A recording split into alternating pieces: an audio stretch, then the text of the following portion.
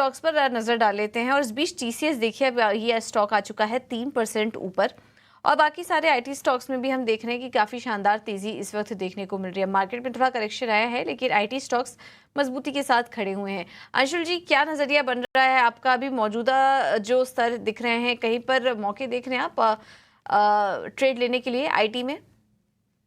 देखिए पूजा जी, विप्रो और टीसीएस दोनों में बेस पैटर्न ब्रेकआउट दिख रहा है। 66 डेज का बेस ब्रेकआउट आया है टीसीएस में।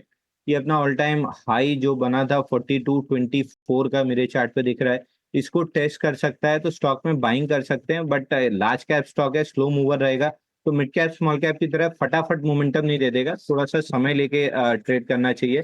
दूसरा, विप्रो में भी बेस ब्रेकआउट दिख रहा है, यहाँ पे भी 94 डेज का कप पैटर्न ब्रेकआउट है। इस स्टॉक में भी 590 595 तक का मूव आ सकता है, बट सामने इसका रिजल्ट खड़ा है। और जनरली रिजल्ट के टाइम में मैं ये सजेस्ट करता हूँ लोगों को कि पहले रिजल्ट देख लीजिए, उसके बाद ट्रेड कीजिए, क्योंकि अगर जरा सा भी एडवर्स आता है तो स्टॉक बड़ी तेजी से गैप डाउन खुलता है और एग्जिट का मौका नहीं मिलता है। टीसीएस का रिजल्ट आ गया है, अगर लार्ज कैप प्ले करना है तो टीसीएस कर सकते हैं, और एग्रेसिव प्लेयर हैं, रिजल्ट से बहुत ज्यादा आपको डर नहीं लगता है तो विप्रो भी इक्वली गुड लग रहा है।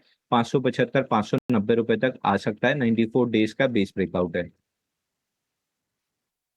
ठीक है, तो विप्रो 3% ऊपर, लेकिन जैसा कि अंशुल जी ने राइटली पॉइंट आउट किया कि क्योंकि अभी नतीजे आना शुरू होंगे एक के बाद एक आईटी कंपनियों के, तो चेज मत कीजिए, इस तेजी को संभल के ट्रेड कीजिए। और अगर आप ट्रेड ले रहे हैं तो स्टॉप लॉसेस का ध्यान जरूर रखें, क्योंकि बड़े लार्ज कैप काउंटर्स हैं, इस तरीके की बड़ी तेजी तो नहीं आएगी, धीरे धीरे करके ही चलेंगे स्टॉक, लेकिन इस पर नतीजों का भी इम्पैक्ट आ सकता है।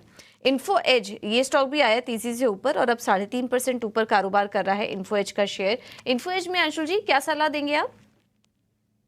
देखिए पूजा जी, सुबह ओपनिंग ट्रेड में मैं इस स्टॉक को बाई देना चाह रहा था, लेकिन सुंदरम होल्डिंग ज्यादा अच्छा लग रहा था तो पहले मैंने उसको सिलेक्ट कर लिया था। इस हम्म। स्टॉक इमीडिएट स्विंग हाई 7063 का है, यहाँ तक इमीडिएट बेसिस पे आ सकता है 1 से 2 दिन में, तो करंट मार्केट प्राइस से बाई कर सकते हैं। 7063 का इमीडिएट स्विंग हाई है, वही टारगेट रहेगा। हम्म। ठीक है, तो ये है सलाह इन्फो एच पर आपके लिए खरीदारी करने की सलाह इस वक्त आपको दी जा रही है। अतुल लिमिटेड एक बार आपको दिखाते हैं, यहाँ पर भी एक बाइंग नजर आ रही है। अंशुल जी इसके भी चार्ट्स देखिए, अतुल लिमिटेड के करीब 1.5% ऊपर आ चुका है ये स्टॉक। 111 अंकों की तेजी कुछ मिनटों में इस स्टॉक ने दिखाई है। क्या करें अतुल लिमिटेड के स्टॉक में? स्टॉक अपने मंथली रेजिस्टेंस को टेस्ट करने जा रहा है, 7220 के आसपास है, लेकिन कोई बेस बना नहीं है या इस टाइप का कोई पैटर्न नहीं है कि मैं बाइंग सजेस्ट कर सकूं। मोमेंटम में है स्टॉक, मंथली चार्ट पे 7225 के पहले कोई रेजिस्टेंस दिखता नहीं है, तो वहां तक जा सकता है, बट ऐसा कोई बेस पैटर्न नहीं है कि मैं बाई बोल सकूं। तो आई वुड सजेस्ट कि मोमेंटम है, अगर चाहें तो प्ले कर सकते हैं, मेरी तरफ से बाई की सलाह नहीं रहेगी। कोई रिकमेंडेशन नहीं है, छोड़ दीजिए अतुल लिमिटेड को। ये जो तेजी आ रही है उसमें मोमेंटम चेज कर सकते हैं, लेकिन एक्सपर्ट की तरफ से अवॉइड करने की सलाह। अंशुल जी बहुत बहुत धन्यवाद आपका आज समय देने